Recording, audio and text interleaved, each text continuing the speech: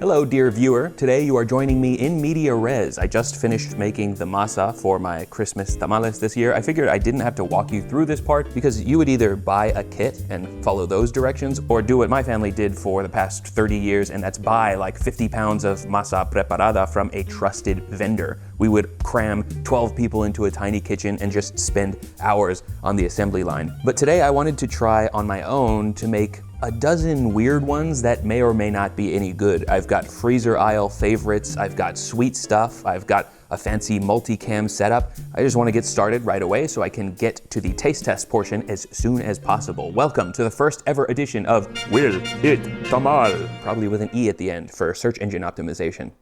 This is the one my baby is most likely to go nuts for. A hunk of cream cheese and some blackberries. I'm hoping this all melts together into something creamy and jammy.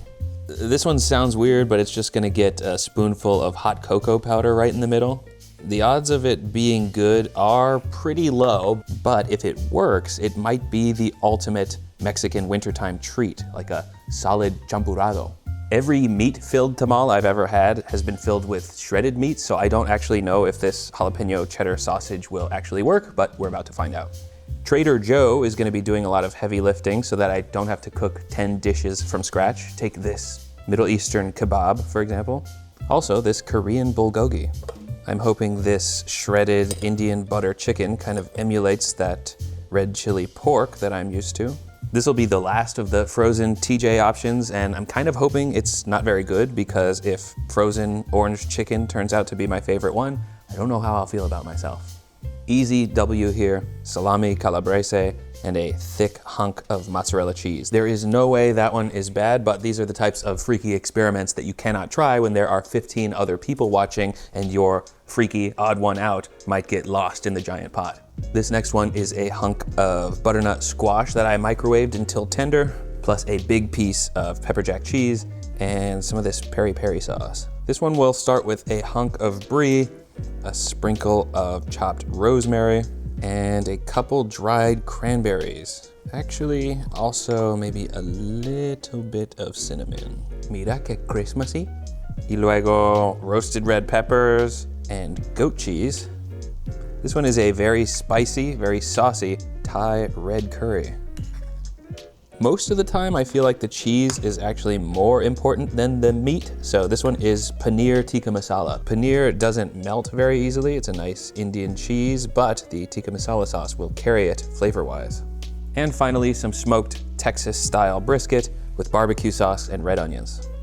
All of these are gonna go into the steamer to cook for about an hour, which gives me time to explain the rating system I've devised. A 1 is something that I do not want to eat again. A 2 is something that I would eat only if given to me or served to me. And a 3 is something that I would deliberately go out of my way to make again from scratch. At the time of filming, it is still the first half of December, so whichever tamales are legitimately good, I will make again for my family come Christmas time, on top of the usual red and green ones, of course. There's no way I'm gonna be able to eat all 12 of these, so I'm thinking maybe just one bite of each before I give my rating. This looks like the jalapeno cheddar sausage. By the way, the cook on this is quite good. I'm actually kind of proud of myself when it comes to the assembly of this one. Jalapeno cheddar sausage gets a 2. I'm missing a certain shredded juiciness that comes with a typical tamal, and it's good, but something's missing. This next one looks to be the roasted red pepper and goat cheese. Much softer than the sausage. I don't know if it's very compelling, but honestly, that is a 3. It is quite good. This one I'm almost certain is the kebab. You can kind of see it turtle heading there. Hold on, because that's actually really freaking good. It is somewhat limited by the fact that it is a Trader Joe's kebab, but if I did this with like a Turkish Adana kebab, that's already one of my favorite flavors, and combining it with the cooked masa, that is also a 3. I don't actually know what this one is, so it's gonna be a surprise. Oh. Oh, oh no. That's orange chicken for sure. Oh no, it's good. Oh, it's incredible. It's obviously not crispy because it's been steamed, but it tastes so good, like leftover orange chicken in a nice, moist cake. Do not let my ancestors watch this one. I still don't think I would make an entire pot of orange chicken tamales, but it is really good. And if someone offered me one, I would happily take it. So that is a strong 2. I'm starting to think none of these will be bad. This is another unknown. I don't really know what it is. It's got a promising color to it though. That is the butter chicken for sure.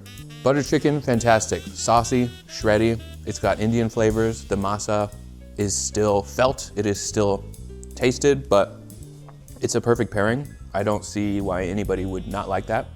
I thought there would be like 5 max that get a 3 rating, but that is another 3. This one smells very strongly of rosemary, so I'm guessing this is the brie and cranberry and rosemary one. It needs to sort of pick a lane, like it needs sugar in the dough to become a sweet one, or it needs like something saucier, like a caramelized onion. That's what's missing from this entirely. So I'm gonna give this a 1. I think if you added caramelized onions, that would take it to like that baked brie tart.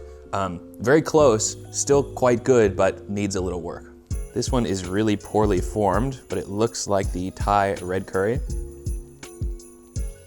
Oh no. Oh no. Ah. Okay, that is the first bad one. Very spicy, which I was excited about. I'm happy with the spice level being high, but the coconut milk, savory, very wet aspects of it did not blend well with the cooked masa. I'm glad that there's finally one bad one, but I don't like how it tastes, and so I regret eating it. This one looks nice and dark orange, so I'm guessing maybe the paneer. Okay, that was the first one that I was compelled to have a second bite of. So paneer tikka masala gets a big boom. That's a 4. It hits the cheesy notes that I want. It hits the saucy, braisy notes that I want. It's different enough with the Indian flavors to be novel. That's probably the front runner here, is the paneer tikka masala. I will say I earnestly thought that like half of these would fall apart because this is the first time making them without my grandmother's assistance, and she always criticized my technique, so very proud of these. Okay, so this is definitely the hot cocoa powder. It's just not enough. It needs like some cream cheese to make it wetter and runnier. This I will give a 1. It is on its way. It is like a delicious chocolate-filled tamal. It just needs a little work to get to a place where you would want to share this with somebody. Oh, I am starting to get a little uncomfortably full here. I have no idea what this one could be. Oh, this has to be the blackberry cream cheese one. Oh, it was not. That was the bulgogi. What are those flecks of black? Oh, those are sesame seeds. Definitely surprising because I was expecting blackberries, but the flavor is good. I'm just not entirely convinced that this fusion needs to exist. It tastes good, but it doesn't make a whole lot of sense to me, so I'll give it a 2. I kind of don't even want to guess what these are anymore because when I'm wrong, it's just so jarring. Oh. Oh. Oh no. Okay. So this is the salami and mozzarella. It sort of gives charcuterie board vibes. It combines like the sort of peckish social meat and cheese board with the communal at-home comfort feeling that I actually don't think works too well. So I will give it a 1. I don't think I would pick that one if it were on offer at a potluck. I think this one might be brisket. Smoked brisket is an easy 3. I think I would pickle the onions next time, maybe caramelize them, although it's plenty sweet with the barbecue sauce. This is almost entirely dependent on the quality of the brisket that you put into it though. So I will give that a 3, but it is entirely dependent on how good you are at making or acquiring Texas style brisket. This is the butternut squash with pepper jack cheese and peri-peri sauce. It is very autumnal. I'm happy with how spicy it is. Again, this is certainly the second spiciest one so far under the Thai red curry. I don't think that I would make 50 of them unless there was like a party full of vegetarians, just because the butternut squash on its own isn't that compelling. I think it would need to be hard roasted with like brown butter and sage instead of just steamed, because the flavor just isn't quite enough to hold a candle to all of these other very aggressive versions. I'm really excited about the color of this one. These little purple polka dots that the blackberries left behind is actually really pretty. kind of tie-dye adjacent. I'm surprised by how little the cream cheese actually melted. I pulled these all out by chance, but really happy that I ended on this one because it's like fresh, it's still rich and creamy, but the acid and the fruitiness is just a really fantastic one to end it on. If you do this, I would say add a little bit of sugar though. It needs to be just a little sweeter. All in all, some really surprising results here. I didn't expect so many of them to be good. I honestly thought most of these would be disgusting, but I would say most of them were winners actually. Usually when I make a video for this channel, it's because I have some sort of knowledge that I think is worth sharing that isn't, however, totally representative of what cooking is like in this house. I usually keep my experiments private until they've proven to be post-worthy, but thank you for sticking around and watching this one. I'm sure longtime viewers are getting a little bit of whiplash with how all over the place my posts have been this month, but who doesn't get a little wacky in the workplace every holiday season? Happy Christmas, Hanukkah, Kwanzaa, Boxing Day, and New Year to you and yours. I will see you all in 2025.